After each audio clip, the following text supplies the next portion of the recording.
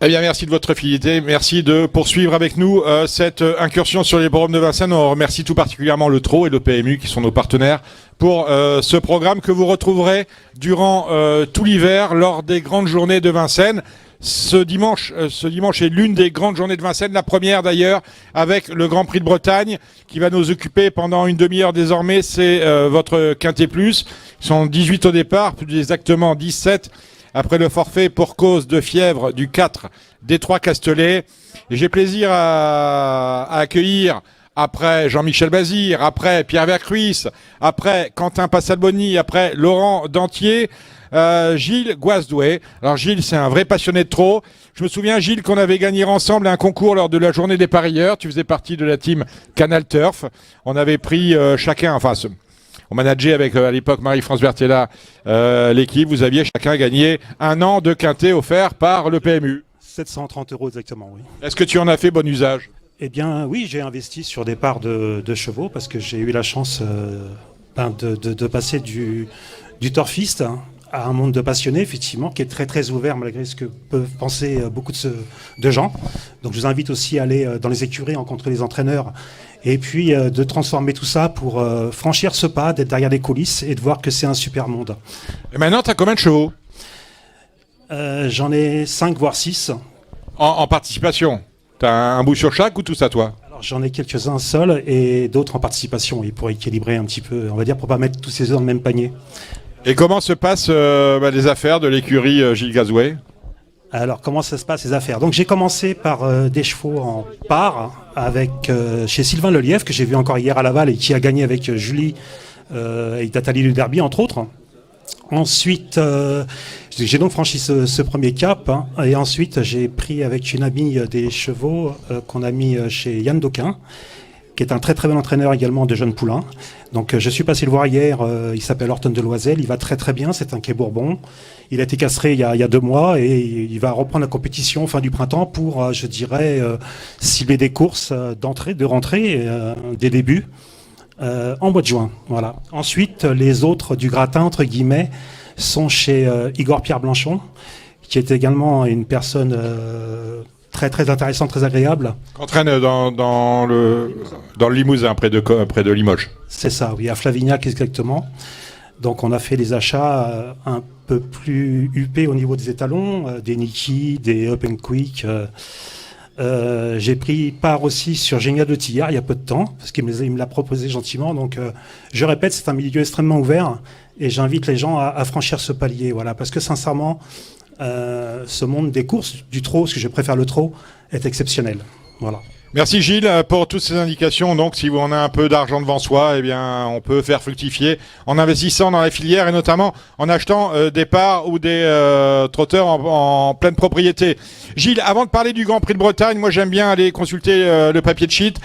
Il y a quand même un nombre assez conséquent de courses, 9 très exactement dans ce programme. Quels sont les chevaux à jouer pour toi après le Grand Prix de Bretagne? Le Prix de Bretagne, on va en parler, mais en attendant, qu'est-ce que tu as vu de beau dans la 5e course par exemple? Alors, dans la 5e épreuve du programme, je porte mon intérêt notamment sur le numéro 8, Azur des Caillons. Je remarque que lorsque je lis sa musique, donc à savoir ses dernières courses, bien évidemment, une course au monté, rien que pour lui faire changer de... Ça te plaît quand un cheval fait un break au monté et revient à l'attelé, qui est sa discipline première? Pour moi, oui, c'est des clignotants favorables. Alors bien sûr, une course reste une course, ça c'est clair. Néanmoins, lorsqu'on voit qu'il termine 8e, donc il n'a pas pris d'argent et qu'il se situe à la limite du recul, également avec des bons résultats précédemment, il me semble que ce cheval a le droit de figurer l'arrivée, tout simplement. Alors, le 508, c'est effectivement Azur des Caillons. Engagement à la limite du recul sur la distance de 2100 mètres. Engagement au plafond des gains, plus exactement, sur la distance de 2100 mètres. Le numéro 8 avec Mathieu Abriva. Ça sent bon. Quoi d'autre? Quoi d'autre J'ai pas eu le temps de me plancher sur la 6e et je m'en excuse.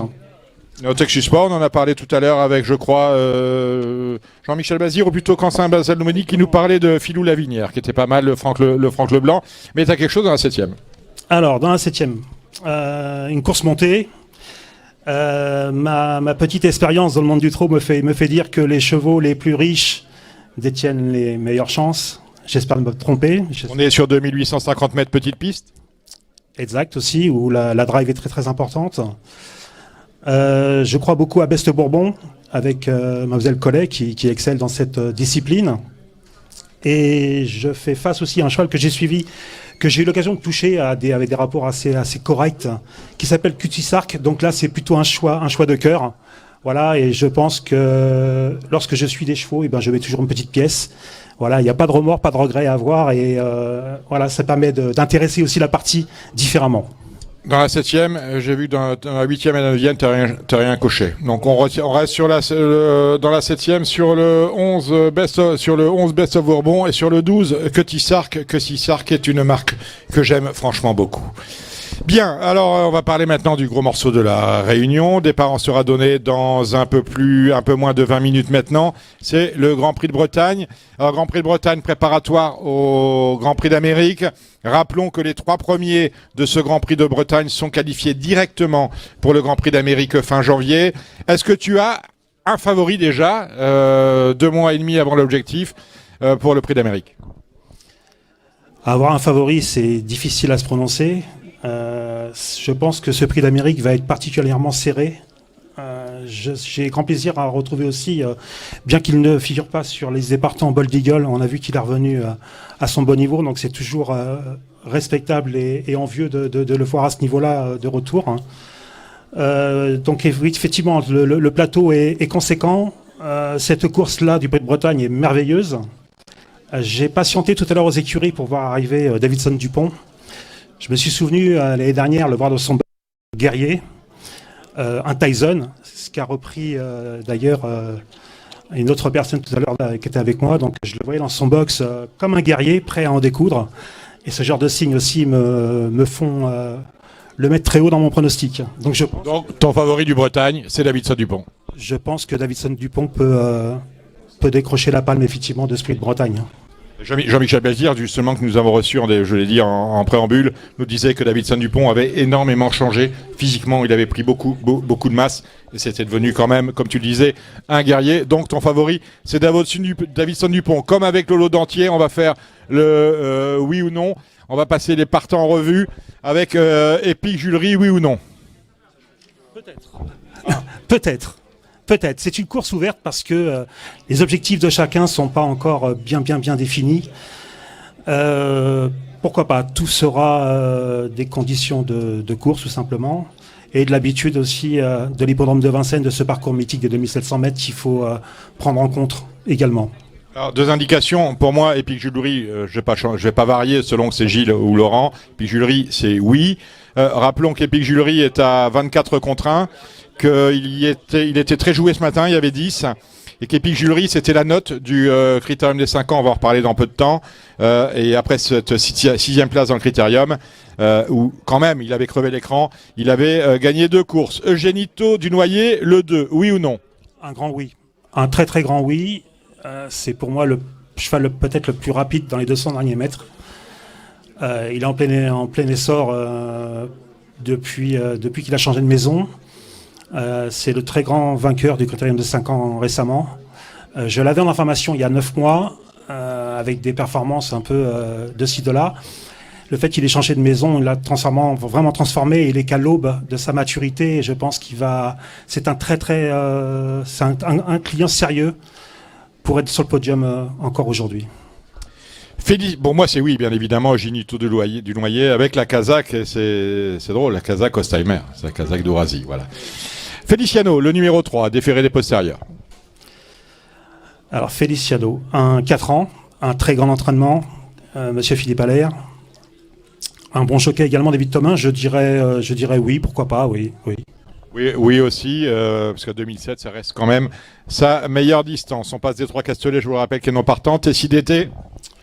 Malheureusement non, je pense un léger ton en dessous des autres protagonistes de la course. Et peut-être un peu hors distance, meilleur sur 2100 mètres. Chicajoud, le numéro 6.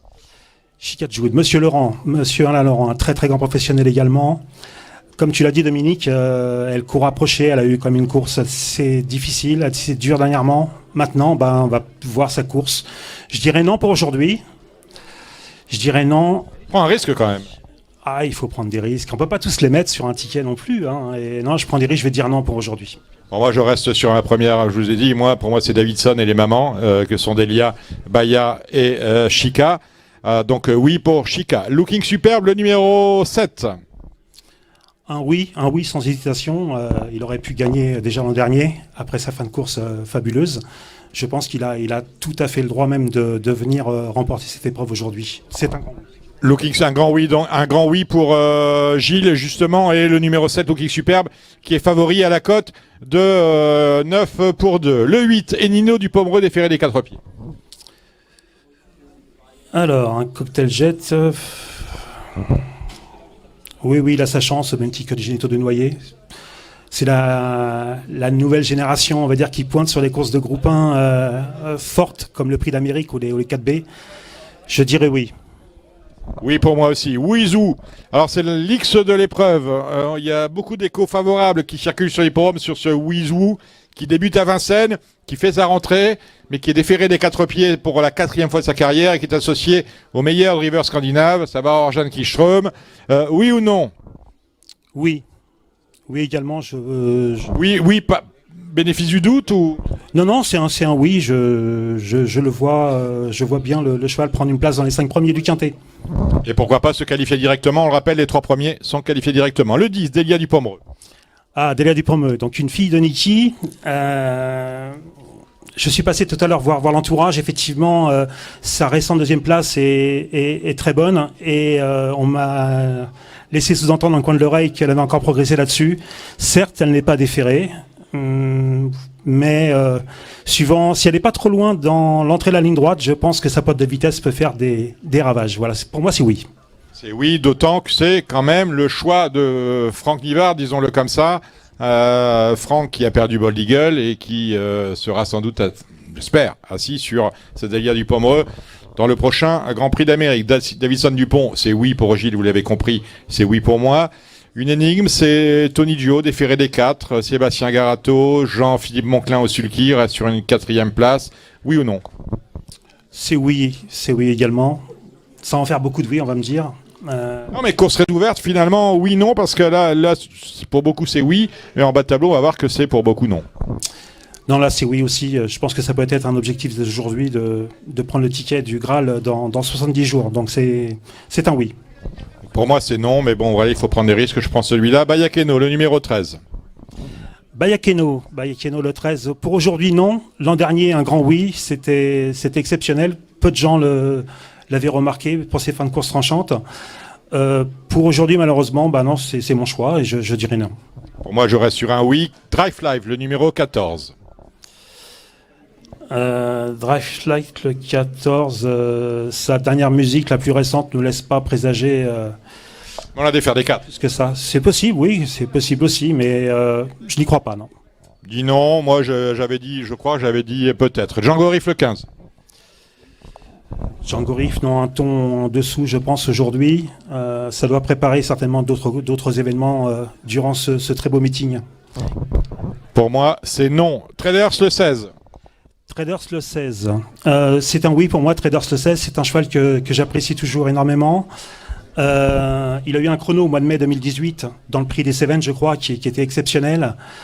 Voilà, Yoann Le Bourgeois, est-ce qu'il va partir devant? Est-ce qu'il va mener la course? C'est un cheval très dur. L'objectif principal, effectivement, c'est pas du tout le prix d'Amérique, c'est le Cornulier.